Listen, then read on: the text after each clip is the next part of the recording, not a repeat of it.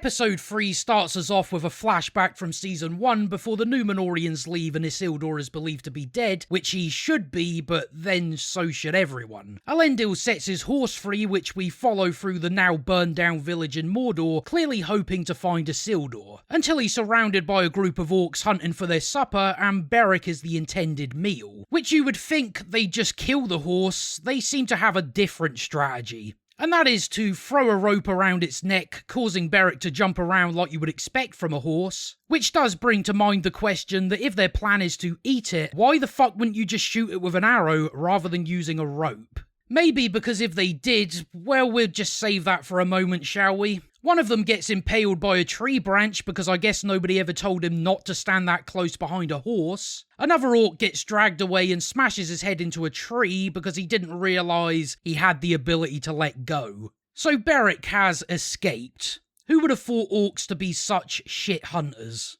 And there's the Black Forest. Nothing comes out of there alive. Mordor has only just been created. How do they already have names for places with its own lore? Because I don't believe the Black Forest was there before, I'm also willing to bet something does come out of there alive. Berek eventually stumbles upon a spooky tunnel and decides to walk inside for some reason, and what do you know? As luck would have it, finds Isildur. What a load of bullshit we have here. So first things first, how is Isildur still alive when not only was he hit by a pyroclastic flow, which should have killed everyone, he had the bonus of a burning building fall on top of him, so he should be dead. But instead, he's been given a nice new shiny suit of plot armor that the writers seem to think they can get away with by relying on the fact people knew Isildur can't die before a certain time. So they think nobody will mind because they're respecting the source material, which they long ago wiped their asses with. So no, because Isildur can't die yet is not an excuse to just put him into situations where he should be dead, and yet he isn't. And not that the stakes weren't already damaged, but this just makes it worse. Which brings us to Berek. How the fuck did this horse manage to find Isildur? Well, it's very simple, you see. He ran into Mordor, which is easy to believe when this is where he last seen Isildur, and that's where his journey should end. There's no possible way for Berek to follow his scent when the entire place is burned to the ground and covered in ash. Lucky for him, a group of orcs surround him, and rather than just shoot it with an arrow or pierce it with a sword when their end goal is to eat it, they instead go to the trouble of trying to capture it first, and we get this incompetence. And if they had just killed it, which is what you do straight away with something you plan to eat, then Berek would never find Isildur, which he somehow does because the orc scared him off in the exact direction he needed to go and stops exactly where he needs to be. If he had ran for a little longer, he would never have found this tunnel with Isildur inside. The reason we needed to have this is for those sweet, sweet member berries. And yet again, the writers have copied something and not really thought about it when it's within a different context. The reason why Aragorn's horse works better than it does here is one, because it doesn't fucking stumble across him through miles of terrain turned to ash. Another reason is we don't see its journey to get there, which makes it easier to come to a reasonable conclusion about how it found him, which logistically is more believable than what you had happen here. Aragorn's horse wasn't countless miles away from him, travelling through a burned down terrain and luckily escaping orcs to just bump into him and then go on to save him from certain death like we're about to see. Because where Isildur happens to be is in a spider's nest released from some very terrible webbing due to Berek by chance kicking the right part of the web and Isildur finding a conveniently placed sword. Which leads him to having to grapple with an orc until the spider helps him out and splits the orc's head open. It doesn't do the same to Isildur. And when it finally runs off, it doesn't think to sneak from above and sting him like spiders have been known to do. So Isildur is able to escape. So we're not looking good so far, are we? We've been given plot armor, contrived nonsense, and 2 member berries for the price of 1. We then cut over to Númenor for the king's funeral, who they found had died by the time they returned from Middle-earth. We find Elendil reminiscing with his daughter Eärien, saying that as king, he always protected the faithful and for that he'll miss him. And I imagine, like me, most people thought to themselves, who the fuck are the faithful? Which is why I had to look it up, which already isn't a great sign because it means the writers forgot to establish and set something up. Put simply, the Faithful are a faction in Numenor who remained loyal to the Elves and the Valar, and were opposed by the majority of Numenor who wanted nothing to do with the Elves. The only thing we've learned within the show itself is that Numenor overthrew the king because he wanted to return to more elven traditions. And in secret, Miriel had been using a Palantir, which is a forbidden elven artifact. They haven't set up the idea that there's a specific political faction called the Faithful in a struggle for power. All we've had at most is the passing mention of the Faithful in the context of people that have faith, not in reference to the Faithful. Aarion tells Elendil he shouldn't blame himself for Isildur's death because true blame belongs to another. The impression I get is that she blames Miriel, especially after finding that she's been taking counsel from a Palantir. However, Elendil is still partly to blame for Isildur's apparent death when you consider that he took his son to war after Isildur abandoned the Seaguard and told him he wanted to prove himself. And Elendil denied him this until the night of the ships exploding, where Isildur lied about saving Pharazôn's son. And Elendil questioned no further, and because of this allowed his son to go to war. If he had thought to ask questions, he'd realise his son was a child playing at grown-up and Isildur would still be with them. You also had the opportunity to go and look for Isildur to find proof of his apparent death, and you didn't. Miriel was then escorted into the funeral and after becoming blind has made Elendil her eyes and asks him what he sees. She's told that the nobles from the north are here and Lord Belzegar has come to pay his respects. She asks whether Pharazôn has his ear or the other way around, only to be told it's the latter. This is because now that her father's dead, she's worried about being supplanted since she is still only the Queen Regent. And I know what you might be thinking, Amazon are going to play their hand at political intrigue, but no. That is in fact not the case, as we'll find out by the end of the episode. A woman then walks in who we later find out to be the mother of someone who died in the Southlands. She picks up a shell from a bucket beside the king, shells that are supposed to represent the fallen Númenóreans, and asks Miriel if this is how they repay their fallen. Does she not know Miriel's blind? Because she doesn't know what this is. It's only the beginning of our mourning. I'm pretty sure Elendil could have easily stopped that considering how telegraphed it was. Although maybe it wouldn't have been as funny if he did. Miriel calls off the guards and asks the woman who she lost and embraces her. We see Pharazôn looking around pissed off because I assume he sees this as working in Miriel's favour to remain as the queen. Although she could secure that if she actually explained everything that happened in Middle-earth. Nobody knows apparently that their battle went fine, then a fucking random volcano exploded. Surely they can't blame her for that. Which reminds me of the dwarves not knowing that the reason Khazad-dûm is in crisis was because of Mount Doom. Nobody tells me nothing. We then cut over from the hilarity of slapping queens at funerals to Miriel's quarters, where we find her digging around for a bangle that's also a key to the room with the Palantir inside. That is until Pharazôn enters the room, leading her to doing a shit job at hiding it. I also don't understand that Miriel is the Queen Regent who's also now blind, and for some reason there are no guards on her door to announce who's come to visit. Literally anyone could come in and she wouldn't know about it. I guess that's one of Númenor's customs. Pharazôn then goes into a long anecdote that doesn't really go anywhere or mean anything about the possessions of the dead, saying that they become hallowed keys into doors that are now forever shut, so basically they become nothing more than what the dead leave behind. He tells the story of when his father died, who left a cup of wine from the night before, so Pharazôn drank it because his father hated wasting good wine. Okay. Miriel finally shuts him up, asking why he's here, and he says he'll tell her if she shows him what she's hiding behind her back. Really? She's gonna make it that obvious? Why didn't Pharazôn just tiptoe around her? She's literally blind. He quickly moves on, saying it's time for her to choose her gown for tomorrow's coronation and officially becoming queen. Something she knows nothing about, apparently. Which is kind of strange she doesn't know, when if the king is dead, that means they need a new ruler. It should go without saying. Pharazôn gives her two choices of gown, one crimson for Númenor's future, or white for her past. They're really not interested in being subtle about the colours and their symbolism, are they? We've now been shown what the colours are and told exactly what they mean, and they're going to show up later so we know what it means. Miriel recalls that her father wore white on his coronation and an eagle made an appearance, something which Pharazôn says would be seen as an auspicious omen. Miriel eventually picks the white gown, although Pharazôn favours the red, saying it's like the sun rises, a new monarch, and will show the people she's a new kind of ruler for a new day. Miriel sticks with the white, calling it humbler. Well, that was a scene, I guess. The only point of which seemed to be telling us the symbolism of the colours. Miriel picks the white, meaning she's Numenor's past. Pharazôn is crimson because he's Numenor's future. Alrighty then.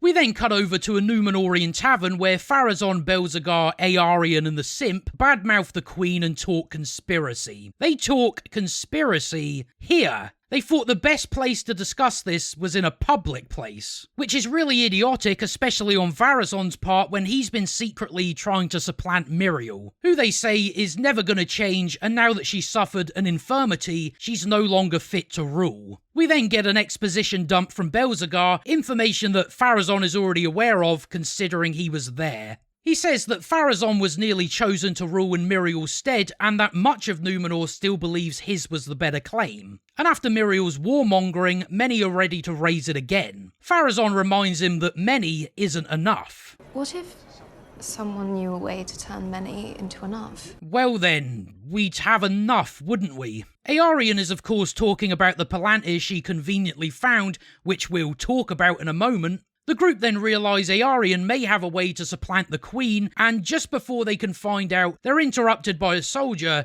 Isildur's friend Valandil. This entire time they've been talking conspiracy while a soldier is right over there, and if he's heard it, that means everybody else in the tavern has. Valandil asks why they're in this tavern as guildfolk usually keep to the fashionable part of town. Their excuse being that they came to bury a king where Valandil wishes he could have been. Pity members of the common soldiery weren't invited. Especially given the lower class of folk that were. So this sparks a confrontation because Valandil is defending the Queen, saying that if they speak ill of the Queen again, there'll be consequences. And this ends the confrontation and becomes completely pointless on Valandil's part. What was it you were about to say, Aarion? They just go straight back to the conversation they were having as if that didn't even happen. You'd think they'd realise maybe we shouldn't be discussing this here, maybe we should take it to our part of town or somewhere there's less eyes on us. And you'd expect Valandil to stay where he was because now he's achieved nothing but wasting the viewer's time. When you told them to stop speaking ill of the Queen and then you left, and they just kept on talking. The only thing we've really established is that Pharazôn is a retard for discussing conspiracy in public, and that some people, in particular Valandil, support the Queen, which would already be a given. So we haven't achieved much in terms of new information. Aarion continues and tells them about the Palantir, and we see that Miriel's ball has been removed from its pedestal, which is now going to cause her some problems. It's pretty stupid on Miriel's part to have left Númenor and not made sure her Palantir was unreachable. If she had kept the key with her like most people with something to hide would, especially when the item you have is forbidden, none of this would be happening. But I guess the writers need it to happen, so why not reduce someone's intelligence for the 55th time this season? We then have Aarion finding the Palantir, which happened through sheer contrivance. Aarion was picked to design the King's Tomb, even though she literally was just accepted into the Builders Guild. You could read it as Pharazôn's son got her into that position, but none of that is in the show itself. She's then left with the king alone, who randomly wakes up and confuses her for Miriel, and when she shouts for the guards, nobody's there and nobody responds. The king eventually jumps out his bed, leading Aarion to the Palantir, which is something she couldn't have possibly have done if Miriel took her key with her. Which is what you would do when you know that if you were taking counsel from the Palantir became common knowledge, it would lead to your downfall. Aarion then had to be picked to design the King's Tomb, which doesn't make any sense for someone who lacks experience. A few episodes before, she was cleaning floors, then by the finale, she's given this great task. And all of this has led to something very important, as we'll see by the end of the episode. And that takes us across to Mordor, where Adar is being told by Glug that their preparations are nearly complete, assumedly for attacking Eregion. Glug then expresses his disinterest in going to war again, saying that the orcs have found a home here that's safe. You told me Sauron was dead. Let us leave him that way. Well, if he is in fact alive, how can you possibly leave him dead? And surely Glug must understand that if they don't fully rid themselves of Sauron, they'll be serving him again. Which seems inevitable, especially when you can't kill him, which I don't think Adar has considered. That if he thought he killed Sauron before and he came back, surely he'd know that killing him again is pointless. Adar tells Glug to trust him when he says that they'll never truly be safe until they've made certain Sauron is no more. Which is impossible. You should have known the first time around you couldn't just stab Sauron and he'd die, so why repeat it? Glug eventually agrees with Adar, and something very strange happens. Glug has an orc wife and an orc baby. Right. This has caused some debate, but it's very simple. The reason we've been shown this is to manipulate the audience into sympathising with the orcs. There's nothing honest about it. It's also something the writers haven't been consistent with. We've seen the orcs butcher innocent people and children, taking joy in that fact. So why would I ever sympathise with the fucking orcs, you dipshits?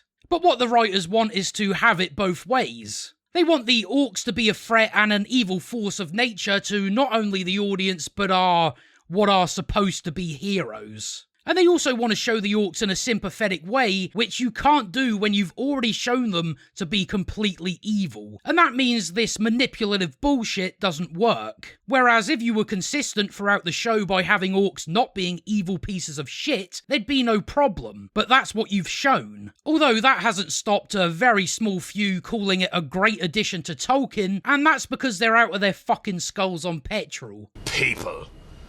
What a bunch of bastards. So no, the orcs are not a sympathetic group just because one of them has a family. That doesn't change what they are and the things they've done. We're then introduced to Damrod, the edgelord troll, who the writers claimed they based on Mike Ehrmantraut. The only connection being, I guess, is that they're both grumpy. I really don't understand these fucking childish comparisons. Adar introduces Damrod and announces him as Killer of the Stone Giants and Eater of Dragon Bones. We see that he's killed Adar's messenger, which I assume because they need the troll, can't really complain. Where is Sauron?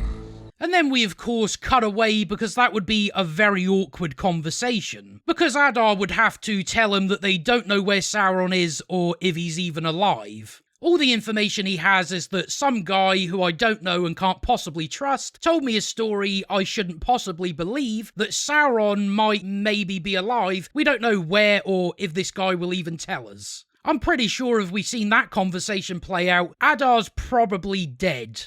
We then cut over to the dwarves visiting Eregion after Celebrimbor's invitation, who tells them that they have no intention of taking advantage of their troubles, but to in fact help them. I'm not really sure why Celebrimbor's forgotten that he manipulated Elrond into unknowingly spy on the dwarves, so he's not exactly trustworthy in the eyes of the dwarves, which they may have also forgotten. Celebrimbor says that he has rings, one for each of the most powerful dwarf lords. You brought us here to barter jewellery. Surely Durin isn't this dumb that he would think the reason he's been brought here is for some basic jewellery, when he knows that the elves were trying to make magical bullshit with their mithril. The only thing I would say is it's a bit funny that the dwarves are starving and Celebrimbor offers them magic rings when they need food. They can't eat magic rings. Although I don't know why, to sweeten the deal, he doesn't just offer them food similar to the agreement they had before. Celebrimbor tells them that these rings will give them the power to heal their mountain just as it did their great tree, saying that mithril reversed the elves' fortunes and he believes it can do the same for the dwarves. And Durin comes to the obvious conclusion that they'll get the rings if they supply the mithril. I don't even know why he said that when it's literally implied. They made their rings with mithril. If you want rings, they need fucking mithril.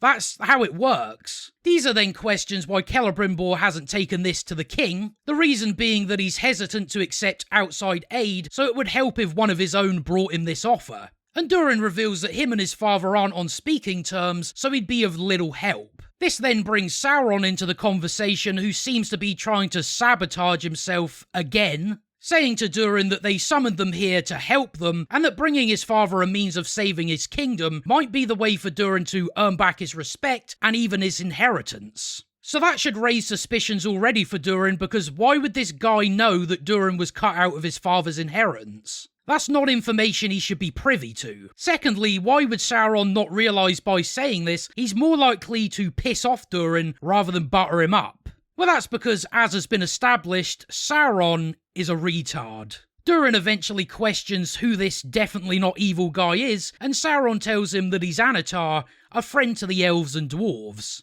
Durin asks where Elrond is, only to be told his attention is with the restoration of Lindon. This is something else that should raise suspicion, because why wouldn't Elrond have went to see Durin to tell him that the Mithril worked? Unless, as we know, he was preoccupied with stopping the elves from using the rings.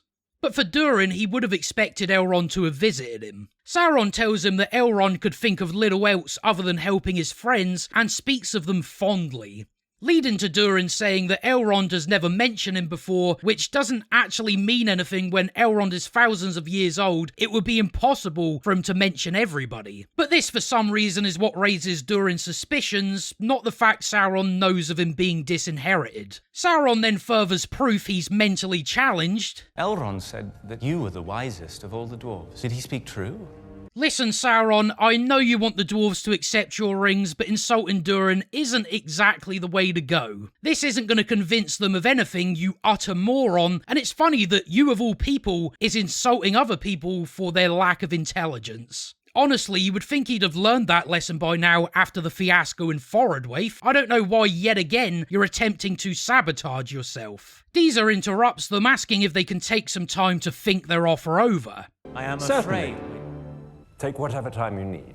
Right, so you are in a rush to get these rings made, so what was with the insults and lack of manipulation? We then cut to Durin and Deezer leaving Eregion, where Durin believes Anatar lied to them about knowing Elrond. His evidence being that Elrond would never say nice things about him, something which I don't quite believe. I also don't know how he didn't pick up on the fact that he knew Durin was disinherited. That's where the obvious suspicion lies. Deezer asks him if he isn't relieved about this offer, which he does agree with, but magic rings sounds strange to him, in a world where magic exists. He's reminded that his father will decide on this, a proposal which Durin claims the king will never hear. She calls him out on the idea that he'd rather see Khazad-dûm suffer than to say sorry, which has been out of character for Durin this season. Someone who's been shown to care about his kingdom and the people in it, but can't bring himself to apologise, even if he doesn't mean it, simply to help the dwarves.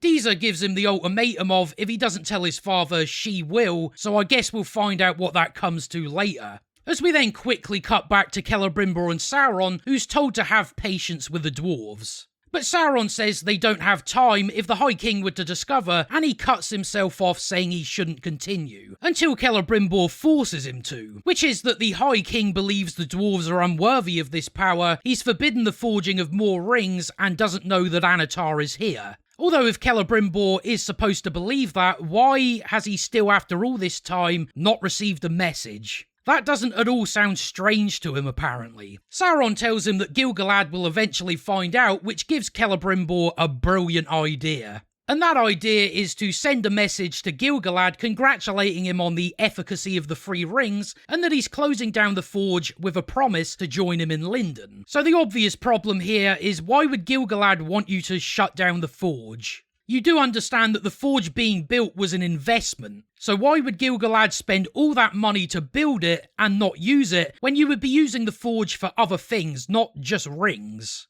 So how would Gil-galad receiving this letter change anything? It would only bring his interest and suspicion, because he wouldn't want you to do this. You're not going to stall him with that, you sponge. But Celebrimbor believes this is his moment to shine after years of reaching the heights of his craft, and he won't allow Gil-galad to take that away. I still find it weird that Celebrimbor has forgotten he's at this time considered the greatest elven smith, and for some reason that isn't enough for him. From the way he's been shown in Season 1, he doesn't come across as an egomaniac. You would think the reason he wants to make these rings is to actually help people, not just for himself. We then cut to Isildur making his way through Mordor towards the Númenórean camp. He eventually comes across a camp that's deserted, I assume to look for food and water, until a woman stabs him in the leg because she apparently thought he was an orc, which I don't really know why, when she can clearly hear a horse approaching. Which, as we know, orcs don't ride them, they instead eat them. Isildur collapses from his wound, and in an attempt at comedy, the woman pulls the knife from his leg and Isildur shouts that you're supposed to leave it in. So she decides to tie a rag around it, and we find out her name is Estrid, who assumes Isildur is travelling to the Númenórean camp. He believes the survivors will be waiting for him, his father too, and Estrid tells him that he might have missed them. I think you may have missed them. You don't know my father. How do I put this? No, he left you. He was told you died, and he didn't even bother to check, which was quite out of character for Elendil. Isildur realises that Estrid has been to the Númenórean camp, who claims nothing was left but hoof prints and mud. But as luck would have it, she's got a fucking map, because of course she does. A map which she found in great condition in their camp, which claimed was nothing but mud, and a map with a path marked to Pelargir, an old Númenórean settlement that Isildur believes his father led everyone to. So basically, the Númenóreans have proven to be incompetent, because why would you leave a map behind that any orc could come across? And if there is in fact people there, slaughter them. Isildur also had to have stopped and bumped into this random woman who happened to have been to the Númenórean camp and happened to find a map that wouldn't be left behind in logical circumstances. So I can only imagine this will lead to something important for Isildur. Him and Estrid are then teleported to the outskirts of Pelargir, where Estrid tells him she's hoping to find her betrothed. Isildur is doubtful any Númenóreans are there, as he couldn't see any ships in the harbour, although it's clear people are there considering the smoke coming from it. They then reach an old man lying beside his wagon, so this is a trap. This is very obviously a trap. Something Isildur should be wary of, especially when you consider how he met Estrid in a similar circumstance. The man claims to have been on his way to Pelargir when he was waylaid by orcs, which is already a shit lie, because why would the orcs leave you alive when that isn't something they're known to do? But Isildur believes him not because he's naive, an excuse people love to use, but because he's fucking stupid. Estrid tries to convince him to keep moving. Why she won't say it's a trap, I don't know. But Isildur decides to give him some food, which, as the guy reaches for, sees Adar's brand on his arm. And this is what makes Isildur realise it's a trap, not all the other obvious signs. And more men jump from the wagon, attack him and steal his horse, and just as he's about to be killed, what do you know, Arondir mysteriously enters the scene, shooting arrows right at the last possible second. After Arondir kills all the men except the ones who got away with Berek, he tells Isildur that wild men outnumber them many to one in these woods. Isildur doesn't want to abandon his horse, but at the moment doesn't have a choice. So instead leaves with Arondir, who has affairs to attend to in Pelargir. I can believe Arondir would be around in this area when I think Pelargir was the place Bronwyn said they were going to. The thing I don't buy is that he just so happened to be here precisely in time to stop Isildur from dying. And that moves us forward to Pelargir to attend a funeral for a character Amazon don't think you'll remember, which is why they flash her on screen. Bronwyn is somehow dead. She was perfectly fine at the end of season 1, so I'm not sure how they're going to justify this. Especially when they baited her death twice, and now they've decided to kill her off screen. I guess we'll eventually find out what happened, and it probably isn't going to be anything good.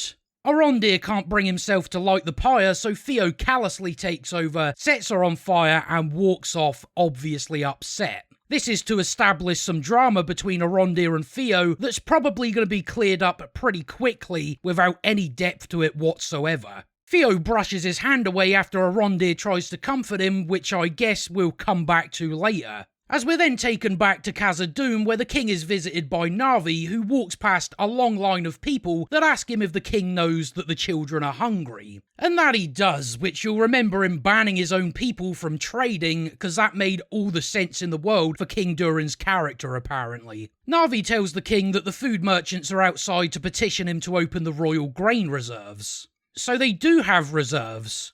Why the fuck hasn't the king allowed his people to use it then? You would think, him being king and all, that he'd be well aware of the situation and already coming up with solutions. Instead, he's oblivious to the starvation under his own kingdom, where he doesn't seem to do anything until he's asked. The king is told the reserves will last for 3 months and asks Na'vi to send them in, and I guess Durin skipped the queue. Durin tells him about the rings and Celebrimbor's offer, which he decided to bring to his father after all, out of duty. The king asks if that's all he came here to say, and Durin goes on to apologise for disrespecting him. The only thing the king has to say is that Durin looks terrible, and that's it. That's all he says, and starts to walk off. Did the writers forget they could do more with this scene? After all this time, Durin refused to apologise, and that's the payoff we get. The king just says, "Oh," and walks away. Okay then, I guess it wasn't that big of a deal then. Before he can leave, Durin tells him he doesn't trust the power in Oregion. He reminds his father that he told him once that the fate of the elves was decided by wiser minds than theirs, and to alter it and cheat death might lead to an even bigger catastrophe. I keep wondering, what if you were right? And that is the assassination of Durin. All the effort he went to in order to save his friend, now he believes maybe I should have just let Elrond die. How exactly did Durin come to this conclusion? In the last scene we seen him, he specifically told Deezer he was still right to help Elrond, and now 15 minutes later doesn't believe that, or at the very least having regrets. The king also has nothing to say about what Durin just said because we expectedly cut away again. Maybe we'll get a conversation at some point, at least you'd like to hope. We then cut back to Pelargir, where Theo is fixing up Isildur's wound, and we're about to get the how of Bronwyn's death. Arondir says that he failed to stop Adar and protect her, that he thought she was getting better. But there's a foulness in orc arrows not easily forgotten by human flesh, so basically it just took a really long time. And still, none of this makes any sense. Arondir somehow forgot that orc arrows take a while to kill you, and the elf didn't know or sense she needed elven medicine. And the thought didn't even cross his mind, even after Galadriel took Halbrand to Oregion specifically for elven medicine. Okay then, I guess Arondir did fail. I also wonder if orc arrows killing you after a while, or even at all, will be a consistent rule. Arondir is pleased Isildur made it this far since the pyroclastic flow, the burning building, and the spider's nest. He's had quite the plot armour. He says that so few made it this far except those who took the Mark of Adar. Which does bring me to a question: why did Adar send these people out here just to be an annoyance? What exactly does Adar achieve with this? I don't know. And does Arondir not know that some of the people with Adar's mark were forced into it because, as we've seen, the people of the Southlands were given a choice? Either swear fealty or die. I mean, what are most people choosing? Arondir tells him that Numenor will return and his family will be whole again.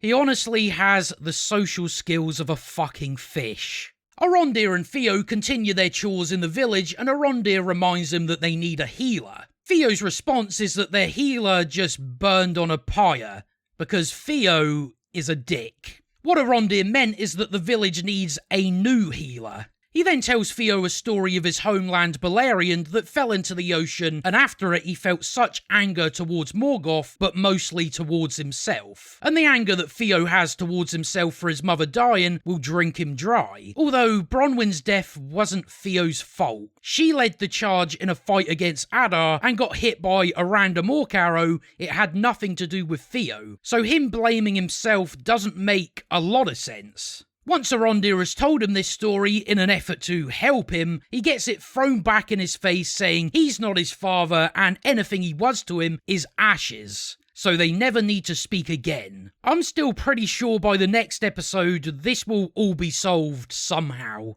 Isildur then attempts to cheer him up, which at this point I don't know why you'd bother with a little shit. He tells him that the fountain he's using is actually an aqueduct, which Theo doesn't believe men can build things like that for some reason. Isildur mentions that in Numenor they can, and that Theo should see it, leading him to question if that's the case, then why did Isildur leave? Which apparently is because he heard there were grander things in Middle-earth. No you didn't. We don't actually know what your motivations are because they change every other episode. One minute he wants to go to West Numenor, then he wanted to do something worthy of Numenor, which doesn't make sense when you left the Seaguard, which would make you worthy of Numenor. And then you wanted to go to Middle-earth for some reason, which now you're saying the reason was because you heard it was grander. And we're about to add another to that. Which takes us over to Isildur and Estrid, who still hasn't had any word of her betrothed. Saying it's hard not to blame herself for surviving when so many didn't, and then Theo sneaks into the background to overhear this. Isildur then reveals the truth of his mother's death, which he says nobody else knows, so I don't know why he'd tell this random stranger.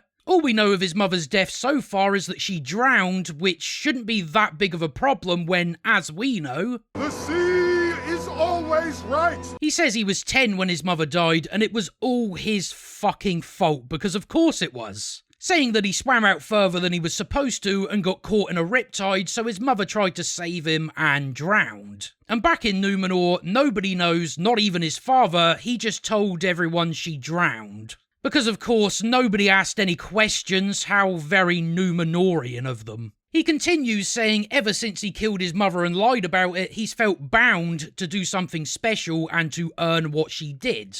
Which is why you sabotage yourself with a Seaguard. I don't believe with how Isildur is shown, that actually comes through. If it does, then it's very thin. He's just been going from one thing to the next because he's easily bored.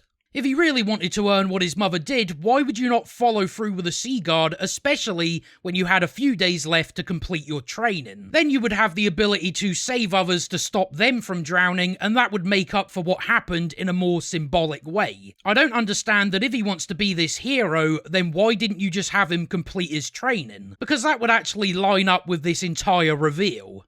But no, let's just have him jumping from one thing to the next, and when he says what motivates him, to then not remain consistent with it by his actions. Theo eventually speaks up after crying in the corner because this all related to him, even though it shouldn't really because Theo didn't kill his mother, Isildur did. Just another example of how useless he is. Both Theo and Isildur then leave to rescue Berek, which Theo said he'd help him with. And before we move away, we see Estrid burn Adar's mark off the back of her neck, cause why not have another mystery? Because this is all the writers of the show can do. They can't grip an audience with two characters simply talking, they have to rely on mystery. So I guess we'll find out if Estrid is evil, maybe she isn't, who the fuck cares? And that takes us to the final Pelargir scene where we find Isildur approaching Berek outside the Wildmen camp. How Theo even knew where this was, I'm not sure, because you would think them being Wildmen and all, they would move camps frequently. And if Arondir knew they were here, surely he would have already dealt with them. The other horses start to make noise, which brings the attention of the camp, because horses never make noises apparently. So Theo causes a distraction and asks the Wildmen to share their fire, and claims to be one of them and that he serves Adar. That's not Adar's brand. Why would Theo think this could possibly work? He should know the Wildmen have a very specific brand. All you've got is a random scar. You seem to be relying on them knowing that the mark on your arm is from the magic keysword, but why would they know what that is? Theo is convinced that they're dumb enough to fall for it, claiming this proves he's done more for Adar than any of them. And straight away they realise he's from Pelargir, saying that they attacked 3 of their camps, which Theo denies. So whatever done that must have been something big for it to throw the wild man that far. Theo runs off and is confronted by, well, I think we all know what this probably is. We see that Isildur has been riding off on Berek, so he just left Theo there apparently, hoping he would catch up. What a terrible plan that was, but at least Isildur completed his side quest, and what a waste of time it was. He could have just jumped on his horse and ran away. Theo didn't even need to enter the camp. But it seems now that he's been taken, that means we're going to have even less progression in this side of the story. Which takes us back all the way over to Numenor for Miriel's coronation, where she's heckled by people calling her Queen of Lies and claiming she's unfit to rule. Until Miriel speaks up to make a point about what, I'm not exactly sure. She claims that the grief of Numenor is sacred to her, and she shares their sorrow and anger and that they'll find their course. And if there's another among them who feels moved to speak, they should ask themselves who they cry out for. Those they've buried, for the kingdom, or for themselves. For Isildur!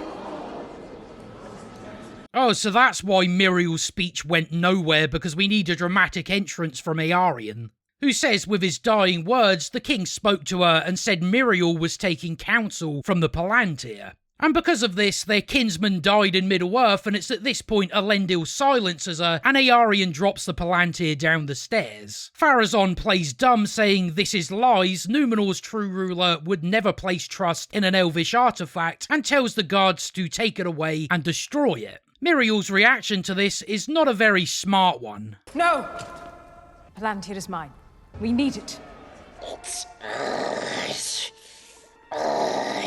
Surely she realises she could have just lied rather than sabotage herself and at the same time ensure her rule is over. Really, it was the "we need it" line which makes her sound addicted to the Palantir. The Númenóreans already hate the elves, and using an elven artifact tells them you're essentially taking advice from the elves. But she could have just lied and found a way later to find the Palantir. She didn't have to come to this so early. Also, I don't know why this is a shock to anyone when they decided to make her Queen Regent. Her father was loyal to the elves, so why would there not be a big possibility she is as well? So it isn't that shocking at all. Elendil, showing himself to be loyal to Miriel, picks up the Palantir, and this is what he's met with. So that's something it just does apparently, unless the reason is because it was dropped by Eärien, who it isn't clear if she touched it herself considering she had it wrapped in a blanket. The crowd try to attack Miriel and are all stopped when an eagle appears, so Pharazôn takes his opportunity. Belzegar convinces the people to chant for Pharazôn, claiming the eagle favours him over Miriel, so now that means Pharazôn's gonna be king. I shouldn't have to explain why this is completely retarded, but I will anyway. Númenor is a society equivalent to that of the Roman Empire, and the reason the Romans lasted as long as they did was because they didn't allow people to rule based on a fucking pigeon looking at them. Rings of Power has made it so if an eagle turns up and you walk up to it, you become king. The reason you don't run a society this way is because anyone, like maybe those that are psychopathic, can't take over and turn the place into fucking Clown Island. Which, granted, it already is, but that's besides the point. This is also something we didn't need because we already had the Palantir right then and there. Miriel is done. And as we know, a lot of people already support Pharazôn, and even more so with this reveal. So he would have already been chosen as king without the addition of a fucking eagle. So all you've done is make Númenor look worse than it already was. Unless the idea we're supposed to take away is that the eagle is just a bonus, however, they haven't convinced me of that. And that takes us over to Eregion, where the dwarves... we've just skipped an entire conversation then. When we last left the dwarves, Durin told the king about the rings and the fact he didn't trust the offer he was given, and I guess the king had nothing to say about it. No opinion on the matter. We just cut away from what could have been a conversation, and now we're just here to find them accepting their rings. And I guess the question Durin had about whether they should have let the elves die, the king now doesn't believe that? For some reason? The king just hands over the mithril to Celebrimbor, only for it to be snatched by Sauron and dropped into the smelting pot. Which maybe Celebrimbor might be starting to have suspicions based on his reaction. This also confirms Sauron has to touch the mithril for him to have an effect over the rings. Which he did with the elven rings, unless they want to get technical with, oh, but he didn't drop it in a smelting pot. But still, he touched the mithril, which is always done here. But now the dwarves have their rings, so I guess we'll see the effects of that at some point. It's funny that the amount of time that gets wasted in these episodes, that when it gets to the bigger moments, it just speeds straight through them. Rather than spending the time building to things like this, getting characters into the right places, conversations about choices, to let us know why they make those decisions. We don't get anything of that nature. Instead, it's just, oh, they've got the rings now, by the way, and that's all we're given. But I guess that brings us back to, yet again, another look at the full picture of episode 3. So let us start with Isildur and the Pelargir plotline, which gave us a lot of contrivances, plot armor, and side quests. Isildur has somehow survived a pyroclastic flow, a burning building fallen on top of him, and almost eaten by what I guess is supposed to be Shelob. But of course he was saved by Berek through sheer luck because the writers wanted to copy, yet again, the Lord of the Rings trilogy. Although as we went over, it didn't quite work within this episode. Berek heads to the village, then he's surrounded by orcs who want to eat him, but they don't just kill him, which they should do, and if they did, Berek wouldn't be able to rescue Isildur, who he finds by chance having somehow been dragged here by spiders. I can't see any other reason how he got here considering he's a fair distance from where the building fell on him. We later find him getting stabbed by a woman who just so happened to have visited the Númenórean camp, which I can believe if she was in fact looking for loved ones because some of the Southlanders were taken there. What I have a hard time believing is that the Númenóreans left behind a map that could tell any orc around that people were living there. This is no different than abandoning a camp and leaving battle plans for anybody, especially your enemies, to find. The only reason Estrid has this map is because the writers wanted to brute force Isildur go into Pelargir, which when he eventually reaches can't recognise the obvious trap, which is similar to him being stabbed. And then he's saved at the last possible second because Arondir just happened to be around at that very moment. So that brings Isildur to Pelargir, where we find that Bronwyn died off-screen with not that great of a justification, which has caused a rift between Arondir and Theo. We then learn that Isildur killed his mummy and said nothing about it to anybody, but somehow tells this random stranger, who then becomes another mystery to rely on with the Mark of Adar, but why would we be expected to think she's evil? It's very clear most of them who bear Adar's mark have been forced to. It's either that or die, as we seen in episode 1. So it's not that great of a mystery, is it? And then finally, Isildur and Theo go to rescue Berek with a silly plan, and Theo is kidnapped by something big. So we haven't really gotten far. Isildur needs to save Berek, he gets Berek, and then Theo is taken, which we'll deal with in episode 4.